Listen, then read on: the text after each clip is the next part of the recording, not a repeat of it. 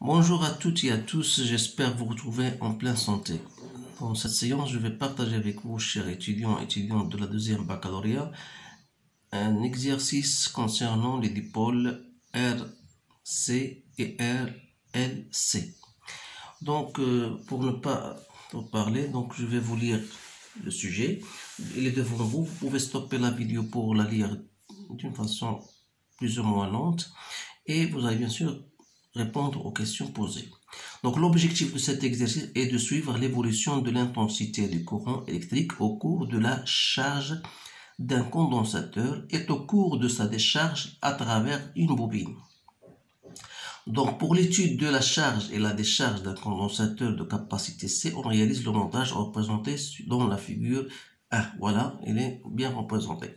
Donc l'étude de la charge du condensateur. Initialement, le condensateur est non chargé. Donc, c'est-à-dire à t égale à 0, il n'est pas chargé. Ça veut dire que UC à l'instant t égale à 0 égale à 0. Donc, à un instant considéré comme origine du temps, on bascule l'interrupteur K à la position 1. Dans ce cas, bien sûr, on charge le condensateur. Voilà, le condensateur se charge alors à travers un conducteur ohmique de résistance R à l'aide d'un générateur électrique et de force électrométrique 6 volts.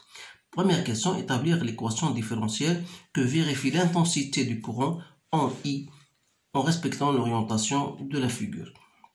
Bien sûr, vous avez voilà, le courant passe ici. Donc, arrivé à ce point-là, il va traverser le condensateur, puis ensuite la résistance. Ça veut dire que vous aurez une tension UR et vous aurez une tension, voilà, UC. Donc, si vous appliquez la loi d'Emaille, vous pouvez l'appliquer de cette manière-là. Donc, c'est-à-dire que UR plus UC égale à E. Alors là, donc, vous savez bien sûr que Q égale à CUC.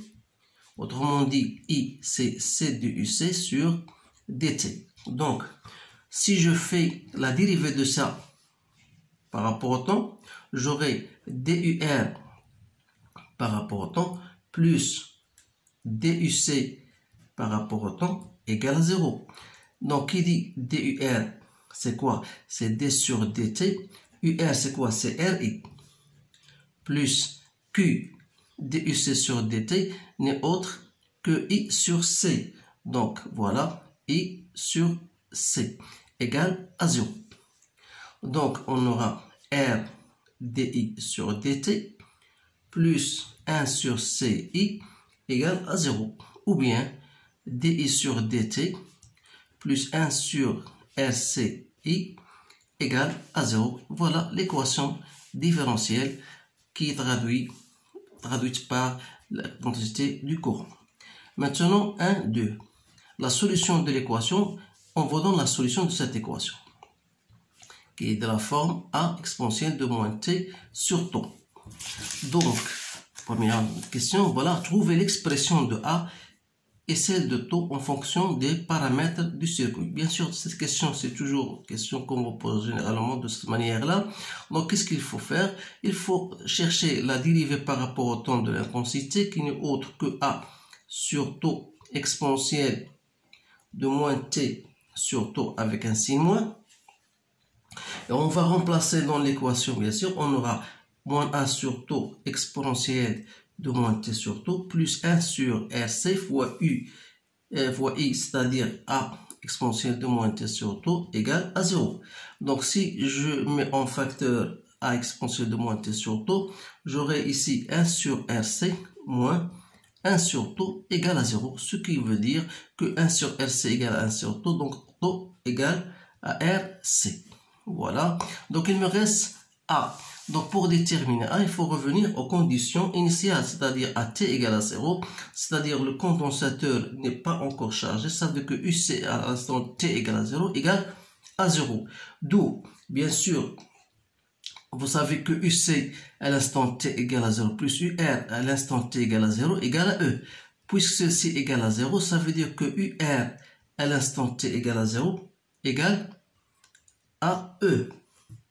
Donc, dire que UR égale à 0, c'est quoi UR? C'est R, et à l'instant t égale à 0. Ça veut dire que I à l'instant t égale à 0 n'est autre que E sur R.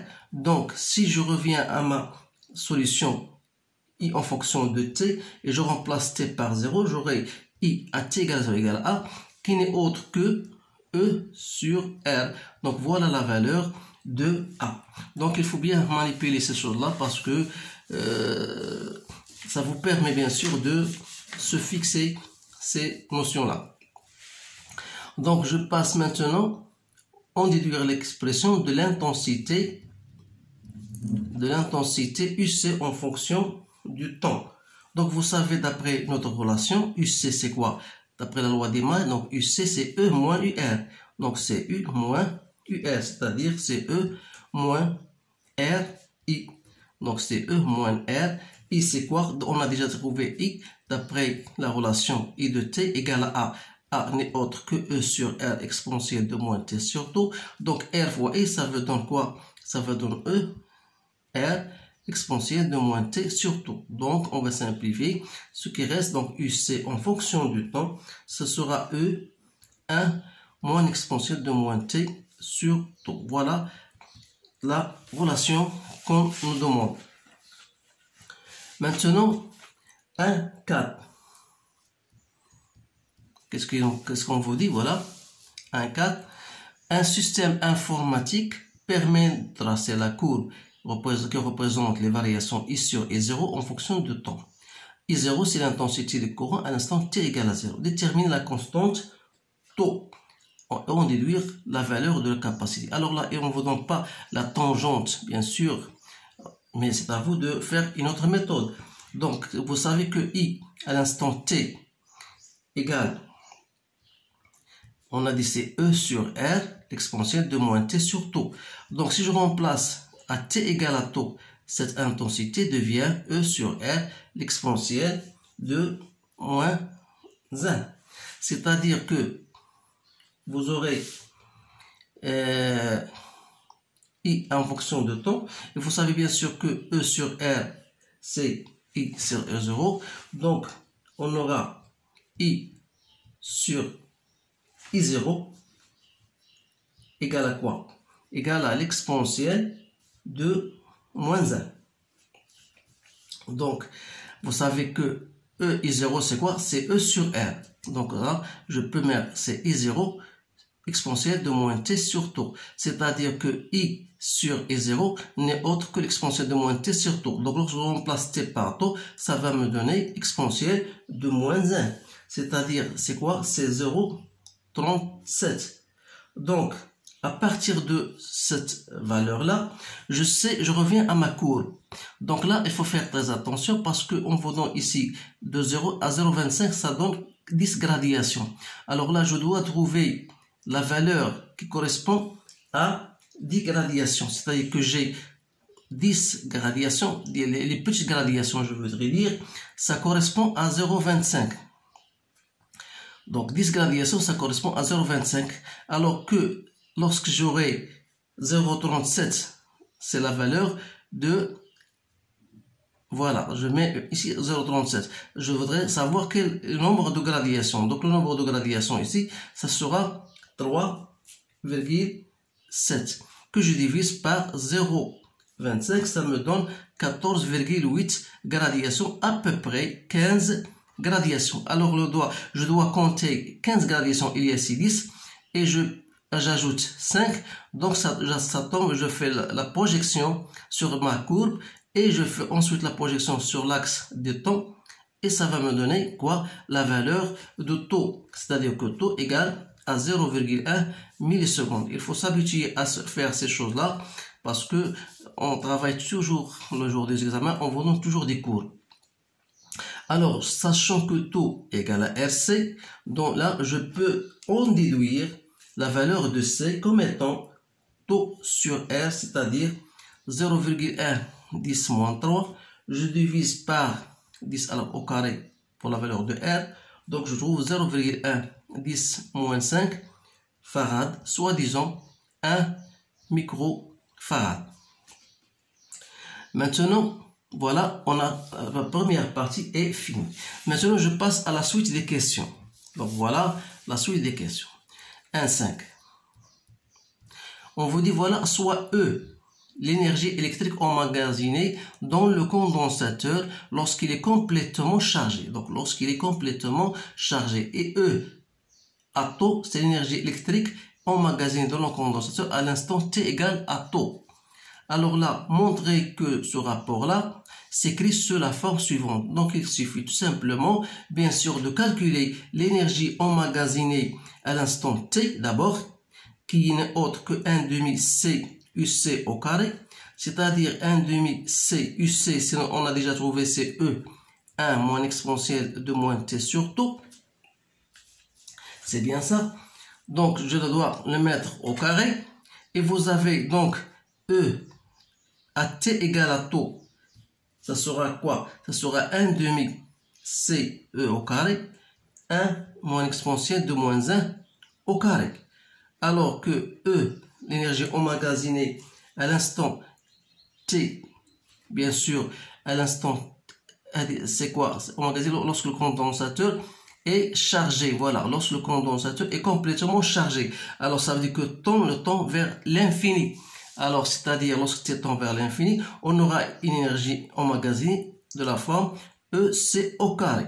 Donc, si je fais le rapport à t égale à taux sur E à l'instant t infini, ce sera quoi? Ce sera 1 moins E moins 1 au carré. C'est-à-dire c'est 1 moins 1 sur E, le tout au carré, soit disons E moins 1 sur E au carré.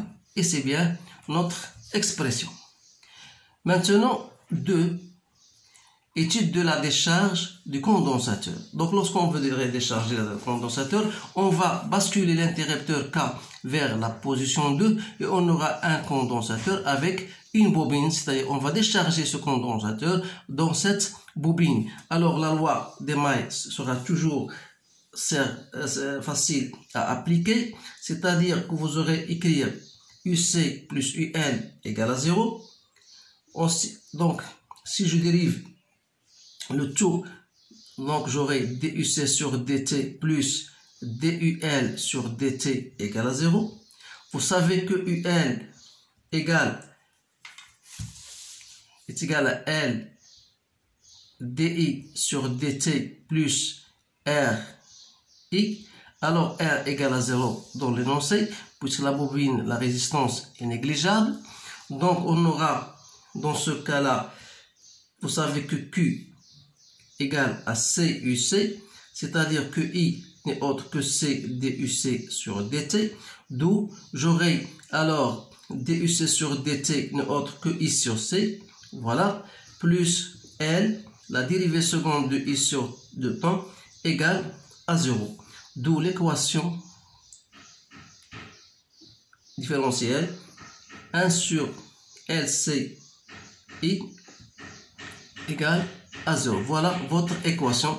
Donc la dernière question, on vous dit voilà, on vous donne la solution que I de t égale à IM cosinus de 2pi n0t plus phi.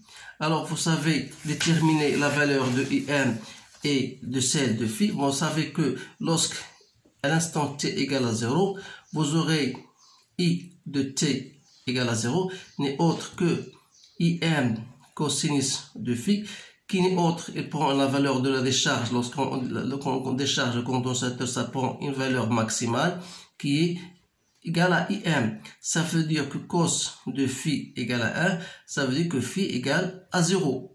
Alors, pour IM n'est autre que la valeur I0 qu'on a déjà trouvée dans la première question de la partie 1, c'est-à-dire E sur R. Donc vous faites votre application numérique et vous allez trouver bien sûr E comme étant, voilà, E c'est 6 volts divisé par 100, donc c'est 0,06 ampères. Donc je pense que voilà, on a terminé avec cet exercice-là. C'est un exercice vraiment complet qui englobe bien sûr certaines questions que vous devez savoir y répondre. Alors je vous remercie de votre attention et je vous dis à bientôt.